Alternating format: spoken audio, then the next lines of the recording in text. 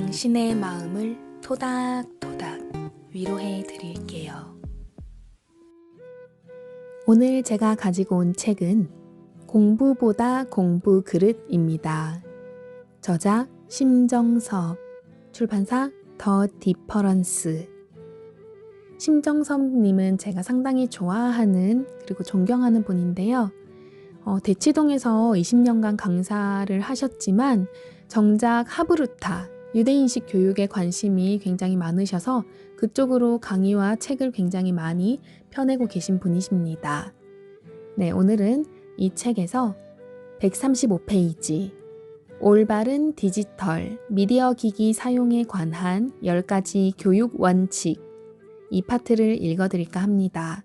스마트폰 사용에 대해서 부모님들이 고민이 많잖아요.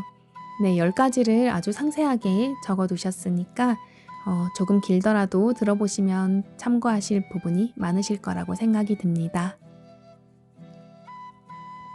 첫째, 아이가 어릴 때는 스마트폰 이외에 다른 대체 놀이거리를 충분히 준다. 아무리 스마트폰의 적극적인 활용을 강조하는 사람들도 어린 나이, 특히 36개월 미만의 아이에게 스마트폰이나 디지털 미디어 자극을 주는 것은 아이의 뇌 건강이나 균형 있는 오감 발달에 도움이 안 된다는 사실에 동의한다.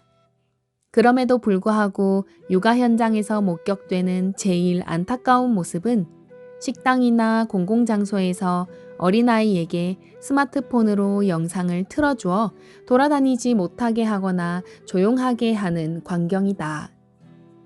앞에서도 말했지만 간단한 몸놀이나 종이접기, 그림 그리기 등 디지털 도구를 쓰지 않고 아이의 지루함을 달래는 다양한 방법이 있다. 부모 몸은 좀 힘들고 챙겨야 할 준비물은 많지만 아이의 뇌 건강을 위해 이 정도는 노력한다는 마음으로 적극적으로 디지털 과잉을 막을 필요가 있다. 둘째, 게임과 스마트폰보다 더 큰 즐거움이 있음을 알려준다. 7살 아이가 하루에 2시간에서 3시간 이상 게임과 유튜브에 빠져 있는 가정에 이렇게 조언한다. 무리하게 아이를 데리고 책을 읽히고 공부를 시키기보다 여유 시간이 있으면 아이와 몸으로 놀아주는 시간을 좀 더 가져보세요. 유치원이나 초등 저학년은 충분히 아이들을 디지털 중독에서 보호할 수 있다. 이때는 아이들이 게임이나 스마트폰 말고 다른 재미를 찾을 수 있는 기회가 많다. 운동을 하거나 친구들과 놀 수도 있고 혼자서 만들기에 몰입할 수도 있다.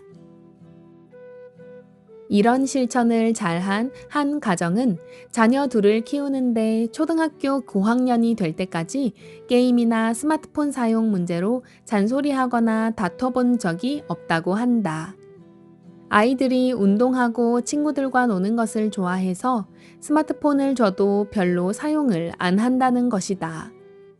이 엄마가 내린 결론은 아이들이 땀 흘리고 수다 떨고 몸으로 스트레스를 많이 푸니 게임과 스마트폰 같은 중독성 있는 시각 자극으로 스트레스를 풀 필요가 없어진 게 아닌가였다. 이는 비단 어린아이뿐만 아니라 어른들의 스마트폰 중독을 예방하기 위해 쓰는 방법이기도 하다. 운동이나 취미 등 다른 오프라인 활동에 매진하거나 주변 사람들과 대화를 늘리고 출퇴근 시간에 유튜브를 보기보다 책을 읽으라고 한다. 게임이나 유튜브보다 더 큰 즐거움이 있음을 경험한 아이들은 디지털과 아날로그 세계를 균형 있게 오가며 자기 삶을 좀 더 윤택하게 만들 수 있다. 셋째, 게임과 스마트폰 없이도 살 수 있음을 경험해 본다. 한 아빠가 딸이 자기 할 일을 하지 않고 틈만 나면 침대에 누워 스마트폰으로 게임하고 유튜브를 보자 한 가지 결단을 내렸다. 우리 일요일만큼은 유튜브 보지 말고 SNS도 하지 말자. 간만에 가족이 모여 쉬는 일요일에도 각자 스마트폰 보느라 자기 방에서 나오지 않았다. 딸은 화장 관련 유튜브와 개그 프로그램을 몰아보고 엄마는 드라마를, 아빠는 야구 하이라이트와 무기 관련 유튜브 영상을 보느라 주말 대부분의 시간을 보냈다. 매일 한두 개만 봐야지 하는데 유튜브 시스템은 신기할 정도로 각자 관심 있는 다음 영상을 찾아내 밑에 보여주니 한 번 스마트폰을 들면 기본이 한두 시간이었다. 다행히 아빠가 평소에 엄마와 딸과 소통을 잘하는 집안이었던지라 아빠의 결단은 첫 주 잘 지켜졌다. 스마트폰을 열지 않으니 아빠는 책을 보게 되고 딸은 평소에 배우고 싶다던 일본어를 공부했다. 엄마는 가계부를 정리했다. 그리고 함께 집 청소를 했다. 여유 시간이 생기니 집안에 정리되지 않은 곳이 보였다. 한 주, 두 주가 지나면서 일요일에 스마트폰을 보지 않고도 일상생활에 그리 큰 문제가 없음을 알게 되었다. 일요일에는 카카오톡도 적게 오고 관심 있는 블로그 포스팅도 적었다. 다른 사람들도 어떤 형태로든 주말에는 쉬고 있는 것이다. 또 아빠는 주말뿐 아니라 주중에 유튜브나 스마트폰 보는 시간이 훨씬 줄어들었음을 체감했다. 유튜브에 빼앗겼던 시간을 다른 곳에 선용하니 더 큰 즐거움이 있다는 것을 경험했기 때문에 유튜브 사용량도 조절되었다. 스마트폰 2개를 들고 바쁘게 사시는 분과 함께 전화도 잘 터지지 않는 필리핀 오지에 봉사활동을 갔을 때도 최근 템플스테이에서 스마트폰을 반납하고 3박 4일을 지내다 온 지인에게서도 같은 말을 들었다. 스마트폰 없어도 죽지 않던데요? 일주일에 하루라도 스마트폰에서 벗어나 진정한 자유를 누리는 시간을 가져보자. 그렇게 살아도 충분히 살 수 있다는 경험을 아이에게도 가능한 많이 느끼게 해주자. 넷째, 스마트폰이나 게임하는 시간의 총량을 정하고 관리하게 한다. 방학 동안 집에서 매일 스마트폰만 보고 있는 아들, 딸과 다투는 엄마를 보고 한 아빠가 대안을 제시했다. 하루에 스마트폰이나 게임 시간의 총량을 정하고 가능한 지키는 연습을 하자는 제안이다. 먼저 가족 회의를 해서 각자 하루에 게임을 몇 시간 하고 유튜브를 몇 시간 볼지 정했다. 아들은 게임을 2시간, 딸도 유튜브를 최소한 2시간은 봐야 한다고 했다. 엄마 아빠도 정했다. 엄마와 아빠는 유튜브 30분으로 시간을 제한하기로 했다. 이렇게 하고 나서 제일 먼저 바뀐 것은 엄마의 잔소리 패턴이다. 전에는 야, 게임 그만하네? 벌써 몇 시간이야? 너도 유튜브 좀 그만 봐. 숙제는 다 했어? 등의 하지 마라 위주의 부정적 언어였다. 그런데 이제는 진수야, 이제 몇 시간 남았니? 선이야, 이제 몇 분 정도 더 볼 거니? 같은 현실 인정과 대안 제시의 패턴으로 바뀌었다. 과연 아이들이 약속을 잘 지킬까 의심도 들고 약속한 시간을 정확하게 지키지 못할 때도 있지만 부모와 자녀 간 대화 양상이나 분위기는 이전보다 훨씬 부드러워졌다. 무엇보다 아이들과 함께한 약속인 만큼 부모도 자신을 돌아보고 약속한 시간은 최대한 지키려고 노력해 아이들에게 본을 보이고자 했다. 다섯째, 규칙을 정했으면 부모도 아이와 동일하게 지킨다. 아이와 스마트폰이나 게임 사용 규칙을 정했으면 부모도 반드시 동일하게 지켜야 한다.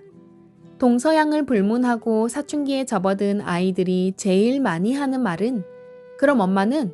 아빠는? 이다. 영어로는 불공평해. It's not fair. 라고 할 수 있다.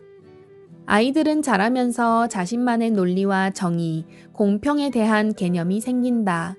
그 과정에서 제일 먼저 부딪히는 것은 어른, 특히 부모의 언행 불일치와 이중잣대이다. 나는 못하게 하면서 엄마는 한다. 나한테는 어른들에게 인사하라고 하면서 아빠는 안 한다. 나는 못하게 하면서 어린 동생들은 하게 해준다. 이런 양상의 언행 불일치와 이중잣대를 하나 둘 겪다 보면 엄마, 아빠가 집안에서 정한 규칙을 좋은 마음으로 받아들일 수 없다. 밥 먹을 때는 스마트폰을 쓰지 않는다는 규칙을 정했으면 아이뿐 아니라 어른도 반드시 지켜야 한다. 엄마는 중요한 문자가 왔으니까, 아빠는 회사 중요한 메일을 열어봐야 하니까 라는 예외가 있으면 안 된다. 아이도 친구가 보낸 안부 인사가 중요하고 재미있는 영상 정보가 중요하다. 규칙에 예외가 생기기 시작하면 좋은 습관 만들기나 제대로 된 훈육은 힘들다고 봐야 한다. 그리고 규칙을 정할 때 가능하면 아이의 의견을 충분히 반영해 스스로 규칙을 만들어 지키는 습관을 갖게 하는 게 좋다. 여섯째, 규칙은 어려서는 강하고 엄격하게 적용하고 크면서 조금씩 풀어준다. 필자는 평소에 인성교육은 엄하게, 인지교육은 관대하게 하라는 말을 자주 한다. 하지만 실제 가정이나 학교에서의 모습은 인지교육은 엄하게, 인성교육은 관대하게 이다. 학습지를 안 풀거나 학원에 안 가면 난리가 나지만 어른에게 인사하지 않고 공공장소에서 다른 사람을 배려하지 않는 행동은 애니까 그렇지 하고 넘어간다. 또 하나 반대로 된 점은 집안에서의 훈육이나 규칙 적용의 강도다. 어렸을 때 가능한 엄격하게 가르치고 아이가 크면서 풀어줘야 하는데 대부분의 가정에서 어렸을 때는 어리다고 허용하고 커서는 하지 말라고 하는 것을 늘려 아이를 규제하고 통제하려고 한다. 아이가 아무것도 모를 때 원칙을 가지고 규제하고 통제해야 아이는 그것이 하나의 습관이고 문화라고 받아들인다. 어릴 때는 스마트폰으로 영상을 보여주고 게임을 실컷 하게 하고 커서는 공부해야 하니까 SNS와 게임하는 시간을 줄이라고 하면 아이는 부모의 말을 받아들이지 못한다. 위에서 말한 자율적인 규제와 집안의 규칙은 어릴 때 정하고 가능한 예외 없이 강하게 적용할 필요가 있다. 이후 초등 고학년이 되고 사춘기가 되면서 규제했던 것들을 하나하나 풀어주는 것이 바람직하다. 또한 아이가 지키기 힘든 규칙인데 꼭 적용해야 한다고 생각하는 내용은 규제 마감 기한을 제시하는 것도 한 방법이다. 중학교 가기 전까지는 너에게 스마트폰을 사주지 않는다. 초등학교 5학년이 되기까지 어떤 게임은 안 된다. 어느 학년이 되기까지 어떤 영상은 볼 수 없다. 같이 이른바 규제 해제 기간을 설정하면 아이는 예측 가능성이 생겨 언제까지 어떻게 자기를 관리하고 절제해야 하는지 스스로 방법을 찾을 수 있다. 밑도 끝도 없이 뭐뭐는 절대 안 돼 라고 하면 아이들은 더 하고 싶어진다. 국가나 가정이나 적절한 규제에는 마감이 필요하다. 일곱째, 가족이 함께 스마트폰이나 인터넷 검색을 하고 각자 본 내용을 나눈다. 진순의 가정은 저녁을 먹고 1시간 정도 가족이 모여 스마트폰이나 인터넷 검색을 하는 시간을 갖는다. 대신 다른 시간에는 집에서 스마트폰이나 컴퓨터를 사용할 수 없다. 이런저런 이야기를 하거나 공부하다가 찾아보고 싶은 게 있으면 탁자에 있는 질문 노트에 기록하게 한다. 이는 부모도 마찬가지다. 온라인 마켓에서 무언가를 사야 하거나 보내야 할 SNS 메시지가 있으면 우선 노트에 적어 놓는다. 그러고는 온라인 사용 시간이 되면 가족이 식탁이나 거실에 모여 스마트폰을 사용하거나 컴퓨터를 한다. 아이는 컴퓨터를 검색해서 숙제를 하거나 관심 있는 유튜브 영상을 본다. 엄마 아빠도 필요한 물건을 주문하거나 검색해서 알고 싶은 것을 이 시간에 알아본다. 시간이 좀 더 허락되면 마무리는 오늘 가정 온라인 시간에 나는 무엇을 보고 어떤 일을 했는지 이야기를 나눈다. 어떤 영상을 봤고 무엇을 느꼈는지 나누기도 하고 새롭게 다운받은 어플은 무엇인지 그걸로 뭘 하는지도 나눈다. 이 가정 역시 스마트폰이나 게임 문제로 부모와 자식 간 다툼이 거의 없다. 부모는 아이가 어떤 영상을 보고 무슨 생각을 하는지 자연스럽게 알게 된다. 아이도 스마트폰을 이용해 유튜브를 보거나 게임하는 것 말고 어떤 좋은 기능이 있고 어떻게 활용할 수 있는지 자연스럽게 배우고 어른들의 세계를 조금씩 이해할 기회를 갖는다. 여덟째, 스마트폰이나 게임기를 쉽게 사주지 않는다. 아이에게 스마트폰을 사주면 부딪히게 되는 또 하나의 문제는 잦은 분실과 고장, 지속적인 사양 업그레이드 요구다. 게임도 마찬가지다. 컴퓨터 사양 업그레이드에 대한 요청이 계속 이어진다. 이럴 때 무조건 아이의 요구를 들어주는 것은 바람직하지 않다. 이는 디지털 활용 교육뿐만 아니라 경제 교육과도 연관된 내용인데 가능한 아이에게 생일이나 졸업 선물로 비싼 스마트폰이나 게임기, 컴퓨터를 사주지 않는다. 가장 좋은 방법은 아이가 원하는 기기를 갖기 위해 돈을 모으게 한다. 용돈을 모으거나 아르바이트나 집안 심부름을 통해 돈을 모을 수 있다. 그렇게 해서 최소한 어느 정도 돈을 스스로 모으고 그 돈에 부모의 도움을 받아 기기를 사야 물건도 아껴 쓰고 돈의 소중함도 안다. 아홉째, 청소년기 이후에는 게임과 스마트폰 사용에 자율성을 부여한다. 가정에서 스마트폰이나 게임에 관한 올바른 사용 규칙은 아이가 어리면 어릴수록 적용 가능하다. 아이가 중고등학생이 되면 게임이나 스마트폰을 부모가 통제하는 것은 거의 불가능에 가깝다. 오히려 이 문제로 아이와의 갈등만 늘고 큰 싸움으로 이어진다. 그렇기에 아이가 이미 게임이나 스마트폰에 깊이 빠진 상황에서 청소년기를 맞는 경우라면 무리하게 아이를 바꾸려고 하기보다 현실을 인정하고 대안을 찾는 편이 현명하다. 한 가지 대안은 전문적인 상담이나 치료를 받는 방법이다. 부모가 직접 이야기하기보다 전문가의 이야기를 듣고 문제를 인식해 스스로 대안을 찾아야 한다. 흔히 아이가 어릴 때는 부모 몸이 힘들고 아이가 크면 부모 속이 타들어간다고 한다. 아이가 몸이 다 컸다면 이제 과제는 부모의 정신력을 키워야 한다.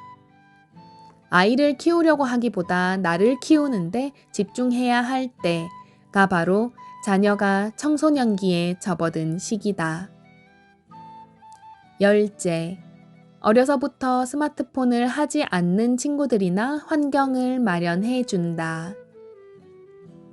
스마트폰을 사달라고 조르는 아이의 논리 중 하나가 다른 아이들은 있는데 왜 나만 없냐? 이다. 그런데 이런 고민이 전혀 없는 곳이 있다.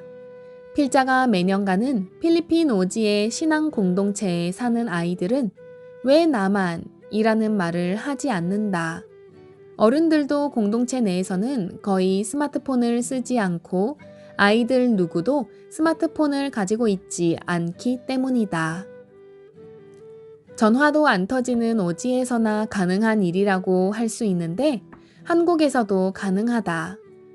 최근에 한 대안학교에 갔더니 초등학생 가운데 스마트폰을 가지고 있는 아이들이 거의 없었다.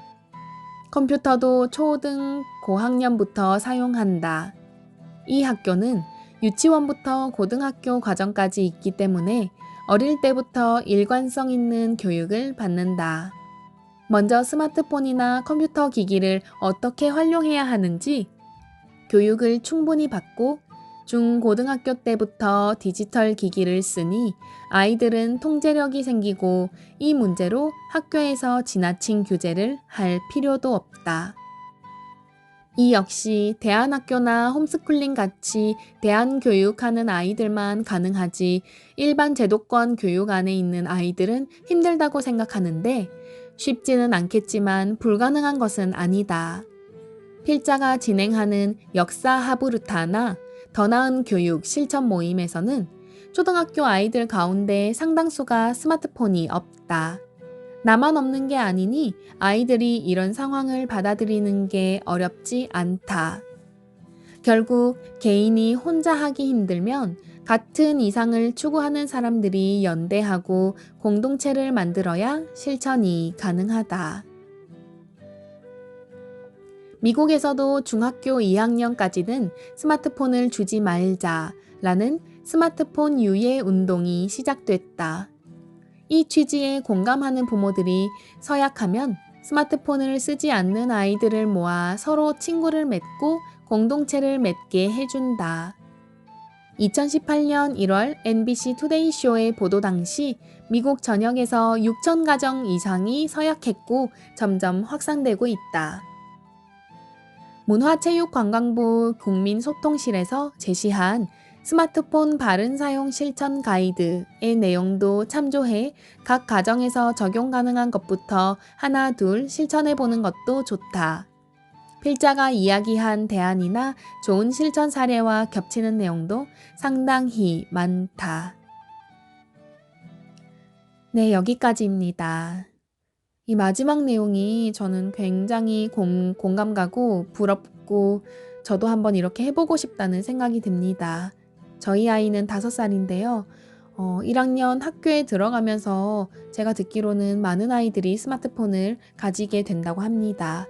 안 가진 아이들끼리 연대해서 같이 노는 것도 좋은 방법인 것 같고요. 지금까지 들어주셔서 정말 감사하고 사랑합니다. 토닥토닥 위로받고 사랑받는 하루 되세요. 다음에 또 만나요.